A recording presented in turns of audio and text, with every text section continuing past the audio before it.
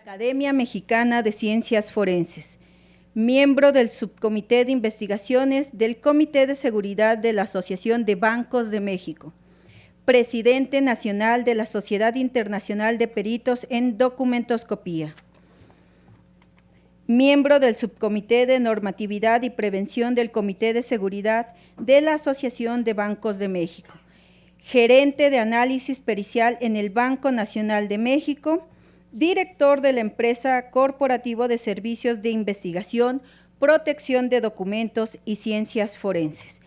Asimismo, funge como profesor investigador del Colegio Libre de Estudios Universitarios y docente activo en las materias de grafoscopía y documentoscopía a nivel maestría y especialidad dentro de nuestro colegio. Sin más, maestro, le cedo el uso de la palabra. Demos un fuerte aplauso al maestro.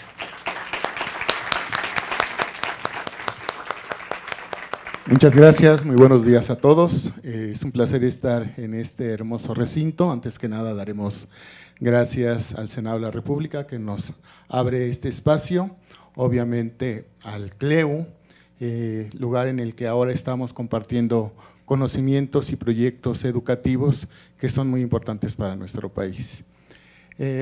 Vamos a olvidarnos del currículum. El currículum muchas veces dice todo y no dice nada de la persona. Muchas veces tenemos estudios, tenemos cursos, tenemos capacitaciones, pero eso hay que demostrarlo en la práctica profesional. El tema de la ponencia es la necesidad de la certificación de competencias de los expertos forenses en el sistema adversarial. Cuando nosotros hablamos de expertos forenses, inmediatamente nos vienen imágenes como las que aparecen en la televisión, ¿no? Entonces, yo me paso viendo mucho estos programas y me gusta mucho porque me río mucho, ¿verdad? de muchas cosas, ¿no? Pero en general, cuando la gente habla de ciencias forenses, piensa que un experto forense tiene todos los recursos. Hoy día estamos en el siglo XXI para hacer un trabajo de investigación profesional, que podemos allegarnos de luces, de equipos, que podemos hacer proyecciones, que vamos a poner una lámpara y se va a iluminar la habitación y nos va a mostrar todos los indicios biológicos que existen en la misma, que podemos encontrar huellas. Entonces tenemos una imagen del experto forense que se allega de la tecnología para poder realizar su trabajo. Pero cuando vemos imágenes como estas, nuestra realidad nos desborda, ¿cierto? Las vemos todos los días, hoy día con las redes sociales, en el Facebook, en el WhatsApp, en los diarios que ahora ya son digitales, ¿no? Donde el lugar donde ha ocurrido un deceso no tiene la más mínima protección, donde la gente, bueno, ahí está el misterio de la sábana que, ¿no? Siempre que hay un deceso aparece la famosa sábana, las veladoras, toda la gente alrededor del occiso, ¿no? Vemos aquí una persona de bata que pues igual no hace el más mínimo esfuerzo para resguardar los posibles indicios que hubieran en el lugar, ¿no? Autoridades que se acercan al evento sin mayor protección, incluso para ellos mismos, ¿no? La gente de la policía. Y cuando hablamos de casos famosos, ¿no? Y resueltos, ¿no? No sé si ustedes, bueno, hay muchos jóvenes aquí, no habrán conocido a Paco Stanley, que por cierto hace poco fue su aniversario, ¿no? De su asesinato y que no fue resuelto. El caso de la niña Paulette, ¿no? Con estas versiones fantásticas que podemos tener, o a lo mejor casos más relevantes como el caso Colosio, ¿cierto? De la cual se han hecho series, se han hecho películas, se hablan muchas cosas. Y entonces, los expertos forenses, ¿dónde estamos? ¿Y cómo quedamos en este tipo de investigaciones? Y podríamos hablar de muchos otros casos relevantes, importantes, el caso del Pirulí, el caso de Jenny Rivera, y así nos podríamos seguir. ¿Y qué pasa con los expertos forenses? ¿Dónde están los expertos forenses y cómo es que trabajan los expertos forenses? Bueno, no vamos lejos, aquí está el caso del actual gobernador del estado de Morelos, ¿no? En este caso hubo la intervención de expertos en materia de grafoscopía, y entonces un experto en grafoscopía dice, no es la firma de Cuauhtémoc Blanco, ¿no? Entonces dicen que Cuauhtémoc Blanco lo quería golpear, lo quería matar, al perito, porque él decía no. Y después exoneran a Cuauhtémoc Blanco, viene un segundo dictamen donde la perito dice que no es la firma de Blanco. Entonces, ¿cuál dictamen es el correcto? ¿El primero o el segundo?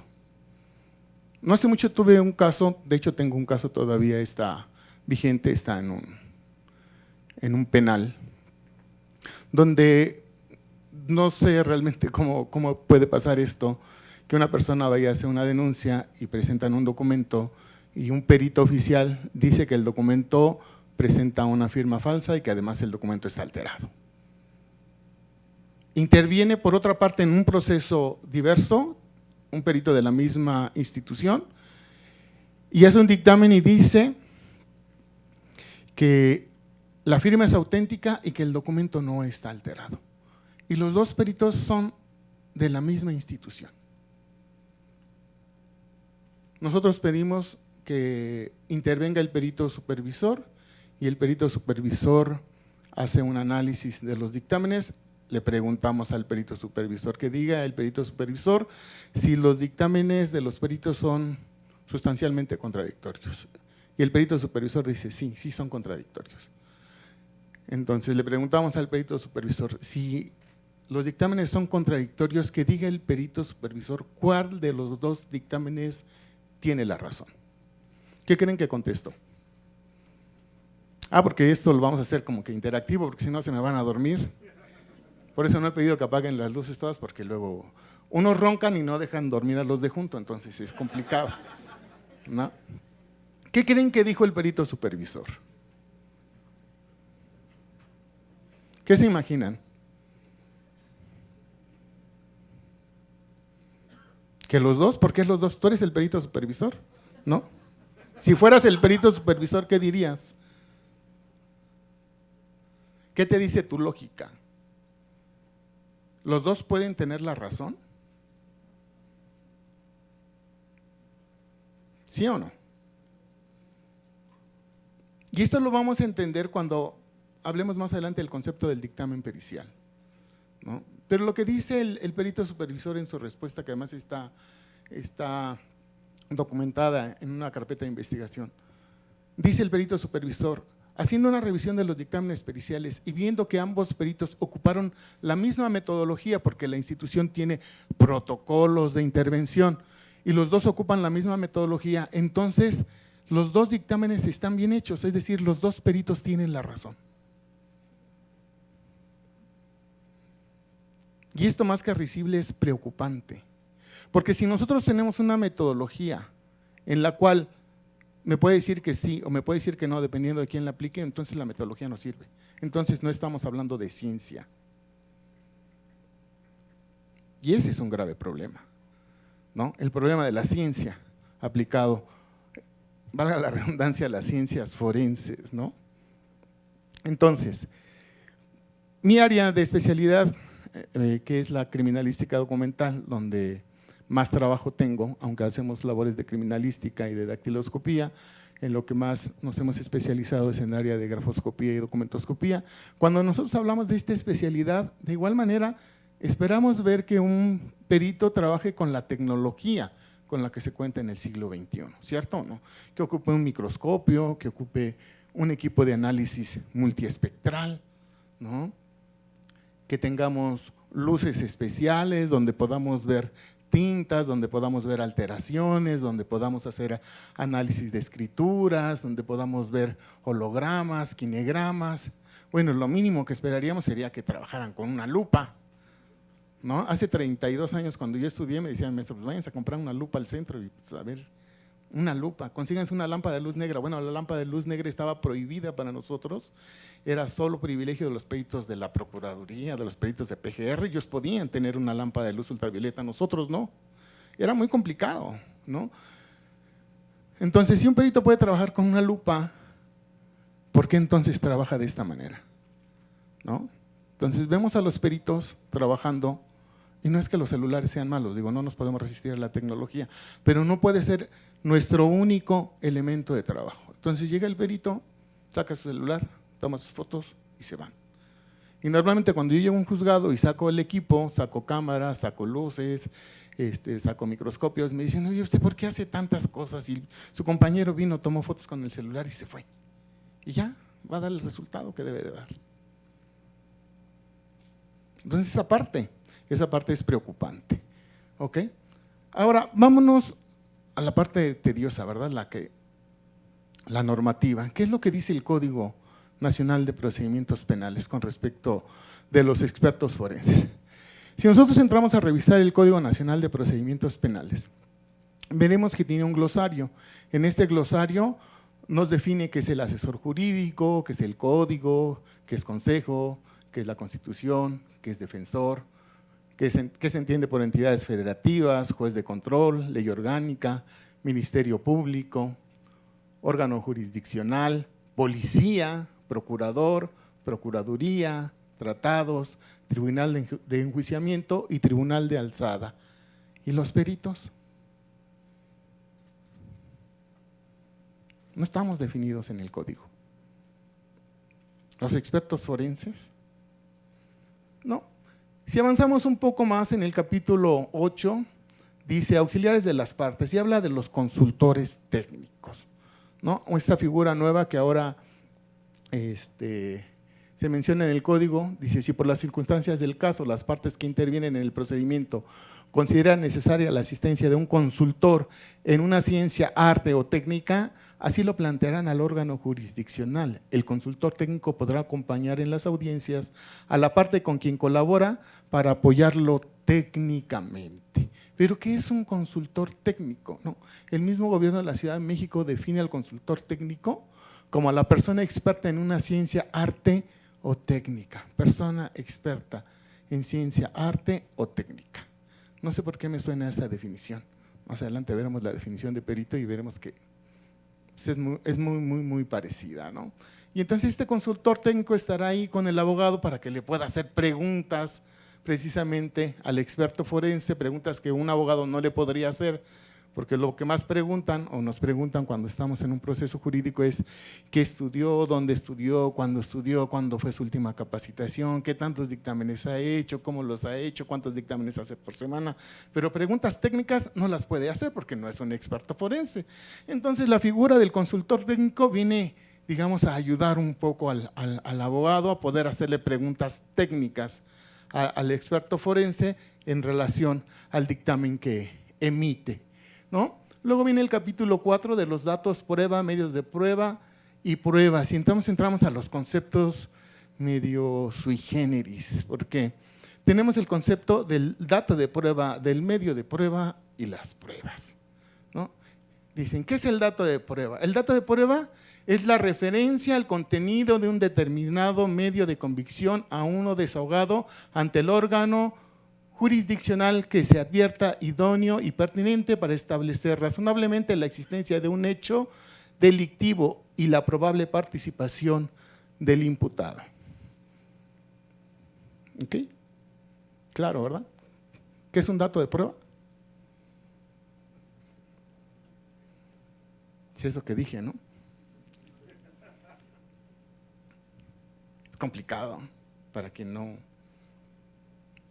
digamos, está metido en el ámbito de las ciencias forenses. ¿Qué es un dato de prueba? Un dato de prueba no es otra cosa que un indicio. ¿Okay? El indicio, ¿no?, que es aquel elemento que probablemente está relacionado con el hecho que se investiga, ¿no?, que puede vincular al imputado. No lo vincula, lo puede vincular, no lo sabemos. Si encontramos un arma, puede ser que el arma haya sido utilizada en el hecho. Eso es un indicio, es un dato de prueba. Y luego tenemos los medios o elementos de prueba. Y los medios o elementos de prueba son toda fuente de información que permite reconstruir los hechos, respetando las formalidades procedimentales previstas para cada uno de ellos. Estos medios de prueba no es otra cosa que estos datos de prueba o indicios los cuales ya han sido procesados en un laboratorio por un experto. Y entonces se convierte en un elemento que realmente vincula, en este caso al imputado con el hecho, o al objeto con el hecho que se investiga, y que nos ayuda a reconstruirlo, nos ayuda a explicarlo. O sea, como dirían en mi pueblo, es la misma gata, nomás que revolcada con el proceso anterior, ¿no? Entonces, este dato de prueba, este medio de prueba, cuando se desahoga de manera oral en el proceso, se convierte en una prueba. ¿Ok? Entonces tendremos nuestro indicio, nuestra evidencia y nuestra prueba. ¿Ok? Es importante entenderlo porque más adelante el mismo código nos habla de los indicios, pero no nos define los indicios en el código. Ah, pero si ya está ahí, mira, dice dato de prueba, pero no dice indicio. Y nunca dice que un indicio sea el sinónimo de un dato de prueba. ¿Ok? Muy bien. Acá tenemos el tema de los peritajes, dice, durante la investigación, el Ministerio Público o la policía, con conocimiento de este, podrá disponer la práctica de los peritajes que sean necesarios para la investigación del hecho. El dictamen escrito no exime al perito del deber de concurrir a declarar en la audiencia de juicio. Esto es, que todos los peritos seguimos haciendo nuestros dictámenes, entonces fíjense bien, porque aquí habla de peritajes, dice, habla de los peritajes. ¿Ok? Y porque en muchas procuradurías dicen que ya no hacen, que nosotros ya no hacemos peritajes, que ya no hacemos dictámenes, que lo que hacemos son informes, porque lo dice el código, pero yo por más que le busco en el código no encuentro donde dice que ya no hacemos dictámenes o peritajes. De hecho aquí habla de peritajes, ¿cierto? Y dice que este peritaje no va a tener ningún valor si no es desahogado de manera oral en la audiencia de juicio oral. ¿Ok? Muy bien. Dice, acceso a los indicios. Los peritos que elaboren los dictámenes tendrán en todo momento acceso a los indicios. ¿Cuáles indicios y qué es un indicio? Bueno, pues el código no lo dice. ¿A qué indicios? Pues a los datos de prueba. Todos los datos de prueba que se van a convertir en medios de prueba y que cuando se desahoguen de manera oral serán pruebas. ¿Ok? Muy bien. Vamos a ver.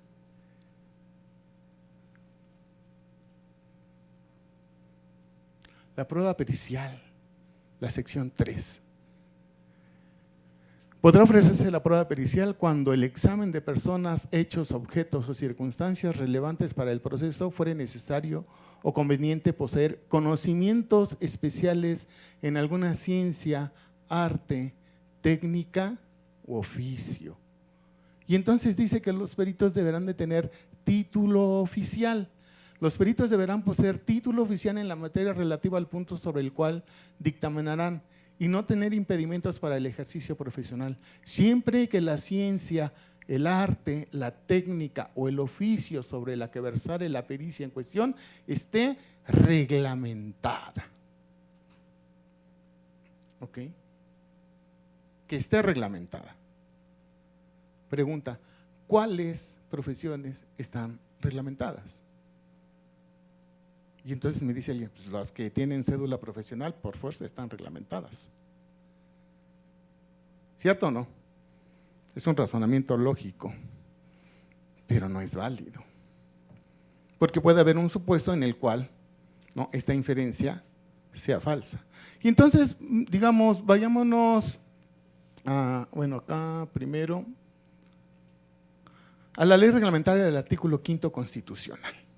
Y la ley reglamentaria del artículo 5º constitucional, que no la voy a leer toda porque es muy larga, ¿no? Dice que pues, las profesiones están reglamentadas, que un profesionista deberá de contar con un título profesional, que es el documento expedido por las instituciones Estado descentralizadas y por instituciones particulares que tengan reconocimiento de validez oficial de estudios a favor de la persona que haya concluido los estudios correspondientes o demostrado tener los conocimientos necesarios de conformidad con la ley y otras disposiciones aplicables. ¿Ok? Y entonces este artículo, esta ley reglamentaria, nos habla de que las personas que no tengan títulos recibirán sanciones, acordes a la ley, que cada persona debe de tener un título profesional, el cual es indispensable para el ejercicio de nuestras profesiones, ¿cierto? Pero cuando nosotros nos vamos a los artículos transitorios, tenemos artículos transitorios de decreto de reforma, ok. Y dice, artículos transitorios. Primero, el presente decreto entrará en vigor a los 15 días siguientes al de la fecha que se publica en el Diario Oficial de la Federación. Segundo, en tanto se expidan las leyes a que se refiere el artículo segundo reformado, las profesiones que en sus diversas ramas necesitan título para su ejercicio son las siguientes. Y esto entra como reforma del rubro del capítulo 1, los artículos 1, 2, 3, 8, 9, 10, 13, 65, 67, 68 y 73, que obligan a los profesionistas a tener una cédula profesional. Y entonces dice, momento, no todos los profesionistas deben de tener cédula profesional, solo estos 23 profesiones. Y solo están reglamentadas y obligatoriamente requieren de una cédula profesional 23 profesiones. ¿Las demás? No.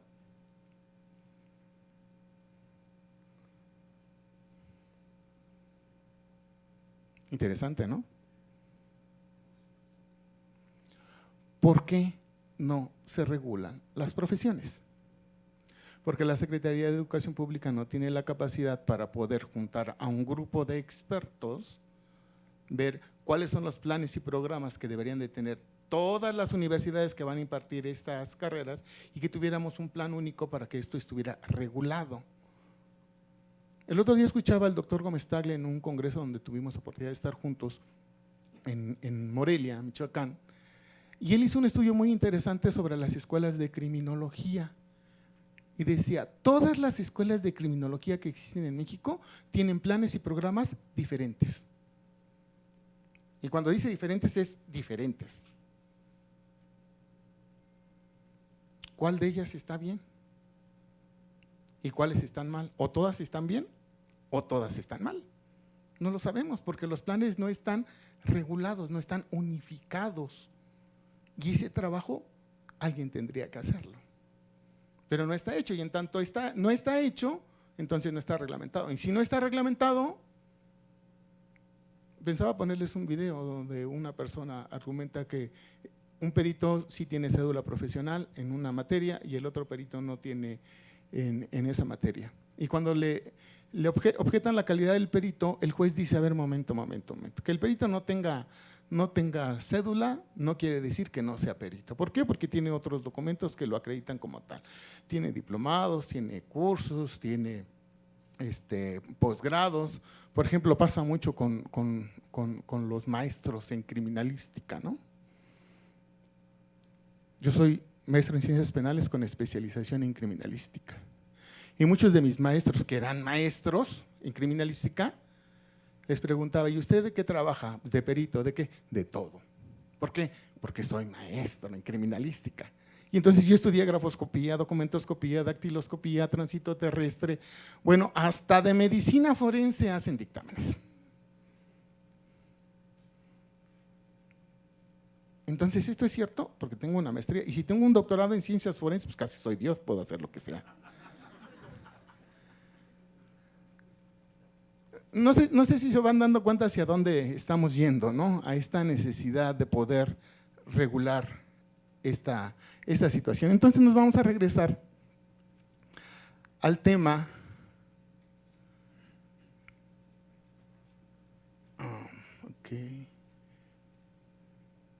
del perito. ¿Quién es un perito?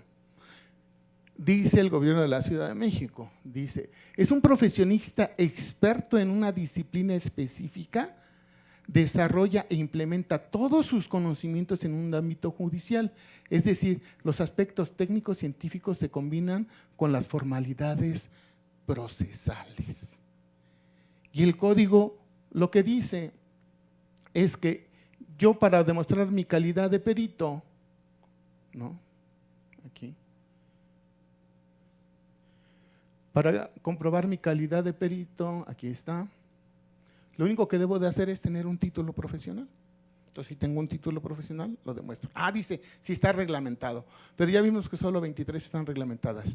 Y como solo 23 están reglamentadas, entonces no requiere un título profesional, entonces lo puedo demostrar con cualquier cosa, con lo que sea. No importa, el juez le va a dar valor. El otro día yo fui, de hecho vamos a muchas audiencias de juicio oral, y el otro día me tocó ir en una audiencia de oral mercantil y voy con mi bonche de documentos para acreditar mi calidad de peritos. Entonces, cuando lo ve la secretaria, le dice al juez, oiga juez, mire, el señor trajo todos estos documentos para acreditar su calidad. ¿Qué creen que dijo el juez?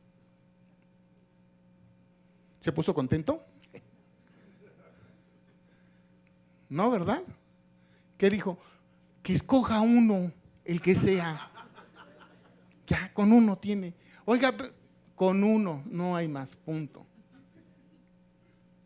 Y solo escogemos un documento, el que sea, ¿no? Entonces, ¿cómo es? Digamos, déjenme ver acá. Perdón, pero yo me muevo así, ¿no? Perito.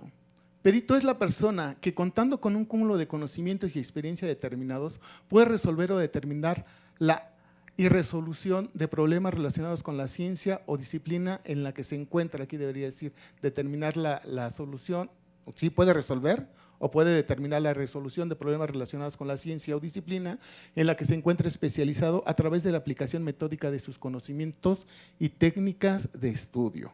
Señores, un perito no es una profesión, un perito es una condición.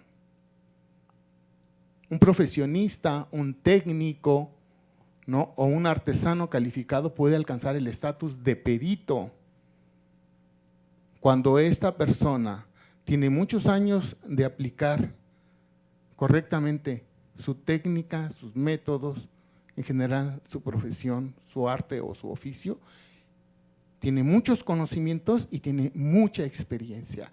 Eso es un perito.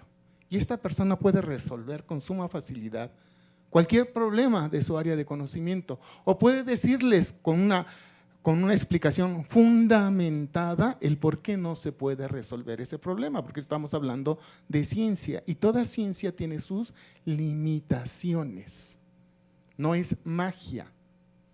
¿Ok? Entonces, atendiendo a esto, ¿cómo es la formación de los peritos en México? Pues resulta que los peritos en México se forman en una escuela y los peritos no se forman en una escuela. En una escuela adquieren los conocimientos que van a ser base para que ellos en un tiempo corto, mediano o largo, dependiendo de cómo sea su ejercicio profesional, se puedan llamar peritos. Entonces, yo conozco muchos abogados que se recibieron de abogados, nunca litigaron y no por ese hecho de tener un título de licenciados en Derecho son peritos en leyes. No lo son. Conozco muchos amigos que son psicólogos y cuando les digo, oye, ¿podrías hacer un dictamen en materia de psicología en un juicio? Dicen, no, yo no soy perito, yo solo soy psicólogo. Y no tiene esa capacidad, ¿Sí me explico? Entonces tendría que haber un entrenamiento especial. Entonces tenemos lo ideal es que tuviéramos una formación académica sólida y que después entráramos a trabajar de manera supervisada, con un experto arriba de nosotros, como lo hacen los médicos, ¿no? Un médico que va a operar, hacer su primera operación, aparte de que ya estudió todo lo que tuvo que estudiar, aparte de que ya vio muchas cirugías, cuando entra al quirófano por primera vez entra con un médico y le pregunta el médico supervisor, ¿y qué vas a hacer? Mire, voy a proceder a hacer una disección. ¿Con qué? Pues con bisturí. Ok, proceda, hágala. Y ahí está el médico para supervisarlo, para ayudarlo, para guiarlo. ¿Cierto? Así es como se tienen que formar los expertos. No en una institución, pero en México podemos tomar desde un diplomado, ¿no? Un diplomado, por ejemplo, en grafoscopía o documentoscopía, que van desde las 20 horas hasta las 300 horas. Y todos tienen el mismo valor. Tenemos, me gusta mucho porque este curso, yo trabajaba para Banco Nacional de México, era el perito del banco, era el mejor perito. era el único, no había otro, era el mejor. ¿Okay? Entonces, era difícil que encontráramos capacitación. Nosotros nos hemos dedicado, de hecho, a dar capacitación durante toda nuestra vida, y es difícil encontrar a alguien que nos capacite. Entonces dijeron, no, mira, viene una ponente americana y les va a dar un curso de especialización en documentoscopía y grafología. Y la documentoscopía incluye grafoscopía. Fueron 2 días de capacitación. Y cuando fuimos a la capacitación resulta que había gente que no sabía nada de esto. Y al término de los 2 días ya todos eran expertos forenses, todos. Ya todos hacían dictámenes en grafoscopía, documentoscopía y grafología. Y tenían un documento como este que viene en inglés, ¿no? Firmado y avalado por estas instituciones. Ya somos expertos forenses. Por eso les digo que los papeles no dicen nada. O dicen mucho, ¿no? Depende del tipo de papel, ¿no? Entonces, cuando vemos las convocatorias de las procuradurías, dice, ¿qué necesitamos? Bueno, pues si son diferentes especialidades, necesitamos su título en la especialidad, pero si hablamos del área de grafoscopía o documentoscopía, ¿no? Dice, estudios de licenciatura en ingenierías de las áreas químico-biológicas o físico-matemáticas, en diseño gráfico o en diseño industrial. Y yo me pregunto, ¿y eso qué tiene que ver con la documentoscopía? Y esas son las carreras bases que piden para ingresar a la Procuraduría. Hay unos videos, los pueden ver en YouTube, pongan Régula y ahí está Juan Manuel Padrón, que es representante de Régula, y entonces está haciendo una serie de entrevistas con los peritos de las diferentes procuradurías y les preguntan a los peritos en documentoscopía, en grafoscopía, ¿y tú cómo te iniciaste en esto? Ah, no, pues yo tengo la licenciatura en criminalística o en criminología o en ciencias forenses y un día me interesó la grafoscopía y ya me volví perito grafóscopo, así, como por arte de magia. Y yo digo, ah, caray, tengo 32 años estudiando la grafoscopía y la documentoscopía y medio la sé, tenemos trabajos de investigación publicados en Europa y ya nomás porque se les antojó se volvieron peritos en documentoscopía. Ah, es que soy criminólogo, entonces puedo trabajar en lo que sea, o soy criminalista y puedo trabajar en lo que sea. Eso no es cierto. Entonces el tema de la especialización también es importante, ¿ok? Muy bien. Ahora, ¿qué es un dictamen? Dicen, el dictamen es la opinión del perito, del experto. No, el dictamen no es una opinión, estamos en el siglo XXI. Y entonces dicen las procuradurías, ya lo que tenemos son científicos como peritos. Entonces esperamos que estos científicos emitan un dictamen que no se queda en una mera opinión, sino en el resultado del estudio técnico, científico, ¿no?, de un área de conocimiento específica que se va a plasmar en un documento con una estructura determinada. Y entonces esperaríamos que ese perito trabajara bajo un determinado protocolo. Y si todos trabajan bajo un mismo protocolo, todos tendrían que entregar un mismo resultado. Entonces las mujeres no van a un laboratorio y en uno sale que están embarazadas y en otro que no, ¿verdad? No. Tampoco vamos a un laboratorio y le decimos al del laboratorio, oye, necesito que mis triglicéridos salgan bajos, ¿no? Y que mi colesterol esté normal y que no tengo ninguna enfermedad. Ay, te voy a dar una lana. Eso no pasa, ¿verdad? Bueno, creo que no pasa, al menos yo no tengo conocimiento. Pero ¿por qué con los peritos, con los expertos forenses, sí pasa? Y entonces ustedes me pueden decir, no es cierto, usted está mal, maestro, eso es mentira.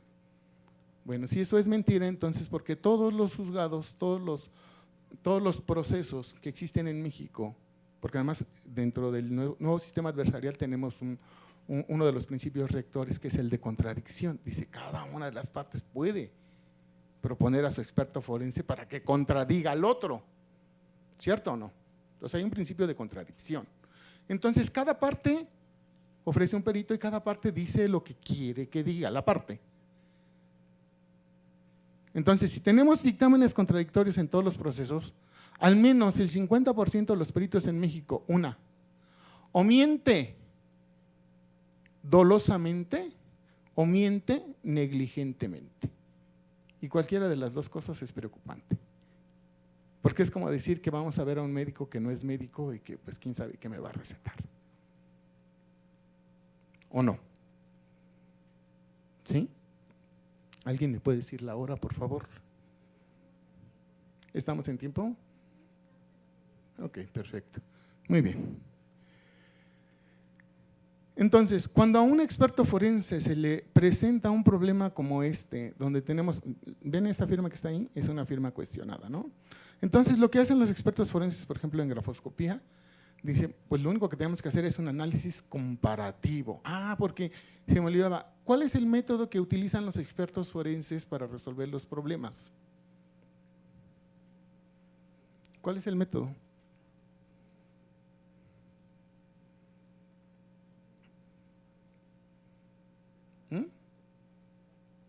¿Cuál? ¿Ya se durmieron? ¿No? ¿Tan tan? Dicen las autoridades, el método científico. Ya todos los peritos usan el método científico, ¿cierto o no? Entonces yo le pregunto a un perito, oye, ¿qué método usas? El método científico. ¿Cómo aplicas el método científico? Pues la observación, el planteamiento de la hipótesis, la experimentación. Le digo, ¿y dónde vas a hacer la experimentación? En un proceso jurídico. Un perito no va a experimentar. Eso es mentira. Un perito no usa el método científico en la resolución de problemas. Usa un método científico que es diferente, pero no el método científico. Usa el método que es propio de su ciencia, si es que fuera una ciencia, ¿cierto? O de su disciplina, si es que fuera una disciplina. O aplica su técnica, la cual debería de estar probada y validada. Pero no usa el método científico. Es como decir, por ejemplo, las matemáticas. Las matemáticas son una ciencia, ¿cierto? ¿Qué método usan las matemáticas para resolver problemas? ¿Cuál? Pues el método científico, ¿no es cierto? No, no es cierto. Las matemáticas no usan el método científico, usan los métodos propios de las matemáticas. ¿Cuáles son? El método algebraico, el método trigonométrico, el método geométrico, el método aritmético, pero no el método científico. Y entonces ese es el grave error. Ahora, si nosotros queremos resolver este problema con todas estas firmas y analizamos cómo lo hacen todos los peritos con base en las formas, pues estamos en un problema. Porque todas esas firmas tienen formas diferentes. ¿Cierto o no? Entonces, si el perito quiere convertir a esta firma que está ahí arriba en rojo en auténtica, se va a buscar las firmas más parecidas y va a decir, las firmas más parecidas, entonces sí es la firma. Pero si yo la quiero convertir en falsa, me busco las más diferentes en formas y digo, no, porque las formas son diferentes, entonces es falsa. Pero ¿cuál es la realidad? Bueno, pues lo sabremos después de que hagamos la inauguración, entonces vamos a hacer un pequeño receso. Muchas gracias.